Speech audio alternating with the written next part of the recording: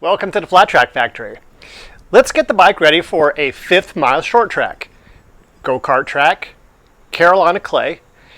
Going to be day practice going into an evening show. So maybe I'll tell you a little bit about how I'm going to set the bike up. Now, to be fair, it's not really fair because I race there all the time and I've been racing there for about 15 years. So I pretty much know what the bike wants, I know what I like, and I have a good idea of what the track's going to do. So I'll grab my cell phone and check the gearing for what I've run there before. Again, I don't need to do it in this case, but that's how I get ready. And then I'm going to go back to the memory banks. I've been there before. I have. And I kind of know what to expect. Tire compounds I run and this track are borderline most of the time. However, we're going into fall now and the temperatures are going to be down. It looks like they're going to be substantially down from when I was there last time. So I'm going to roll the dice again on a softer tire for a little bit more edge grip, and I think I should be able to get away with it, although I said that last time. Kind of one of the fun things about racing is we get to make these decisions. Chassis setup, I'm not one of these guys that's slinging wrenches. I've told you before, if you're a viewer of the channel, that I think substantial changes at the racetrack are counterproductive for my program and what I find fun. I like to plan ahead and get the bike set up and comfy and in good working condition ahead of time. So I'm coming to you Tuesday after work, and this is what I do to get prepped. I do this during the week. So the suspension is set the way I want it. If I'm going from track to track, I'll look at things like grip and bank. That's mainly what I'll change the ride height of the bike. Preloads is about all I do. I don't change a lot of spring rates for the most part. So this track is medium, low bank, and high grip. So the low bank will give us a little less spring requirement, and the high grip will give us a little more spring. So if you're changing spring rates, those are things that I think about. Also, this track uses a lot of calcium. Again, Carolina clay, super smooth. And what can happen if it gets particularly cool is the grip level can go down quite a bit as the water comes up or settles with the dew point or whatever all that is. So these are things that I think about. And since I raced there last, the last race before my little C-spine fusion, the bike's just the way I'm going to want it, and I think the only difference was going to be tire compound. But like I said before, I think a little too soft before, but I think we should get away with it this time. Let's do some stuff. Tire and gear selection on the Rotax for a 5th mile roundish go-kart track that's high wear. So I'm going to start with a fresh edge, not because I think that's what's the fastest there. It's because I need to get to a round edge, and without swapping multiple wheels to kind of keep the tire in the sweet spot, I'm going to have to start where I don't want to be to try to land where I do want to be at the right time, which on a little short track like that is going to be the first lap of the main event, really. So in order to do that, I got to be on the front row, so that means I got to win my heat race. Second at worst, and so I kind of start from where I want to be at the best and work backwards to get there, and a fresh edge I think is going to get me there, although I've screwed this up before. Gearing. This is where I wear my friends out.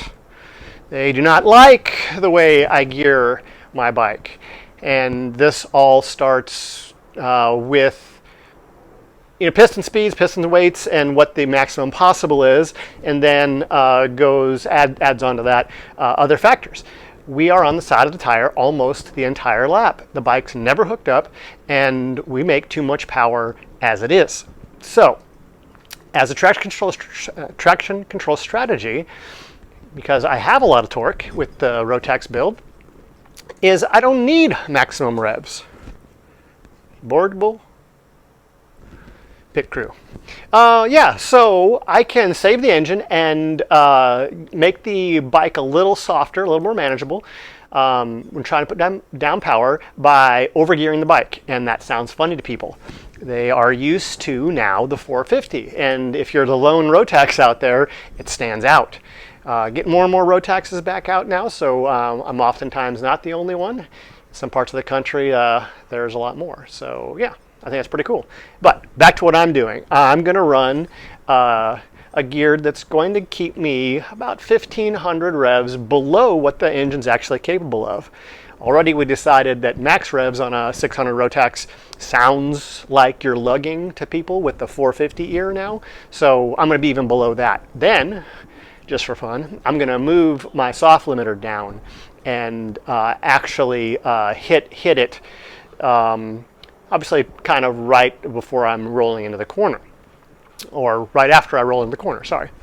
And so that's going to sound extra weird that a lugging bike is extra lugging and then hitting a limiter, and drive some of my friends nuts. Like, oh, you got to spin that thing up.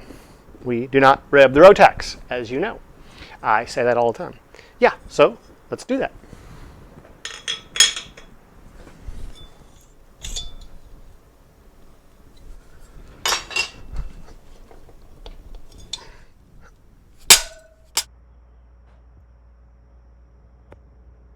Additional aggravation from my friends, bitch mittens. Ladies are over for dinner tonight, so I want to look pretty when I'm holding the long stems.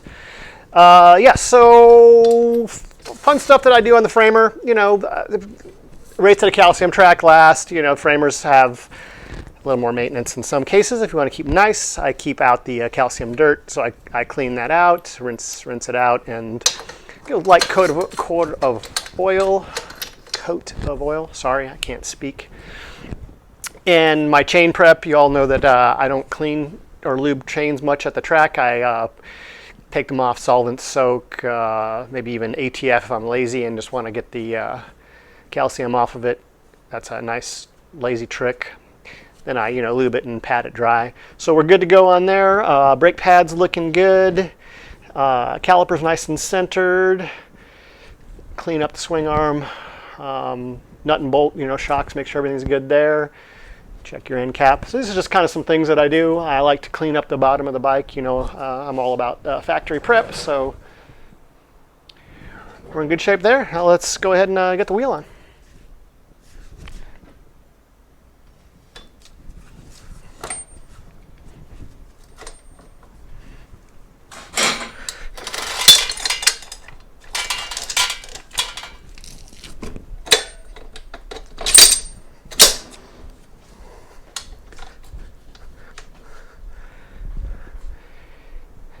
The axle always machines a little bit of the spacers out, and I had my booty burned one time and welded an axle to the nut. So I'm going to go ahead and clean this up. I always do this every time the axle comes in and out of the bike.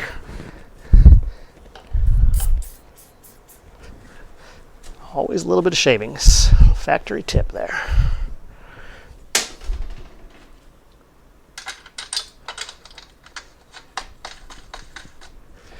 My handmade T-handle, team owner John Wright made me decades ago when I was but a wee lad with a Rotax and a sweet mullet.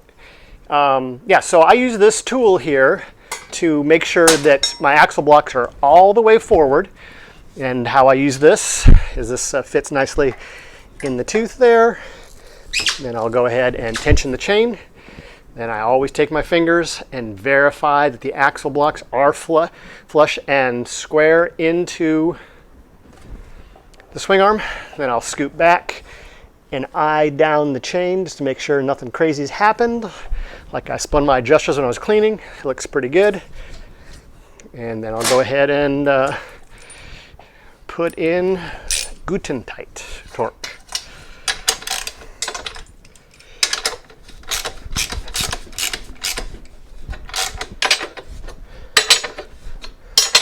Anybody not enjoy going onto the staging line and running into the guy in front of you? Me neither.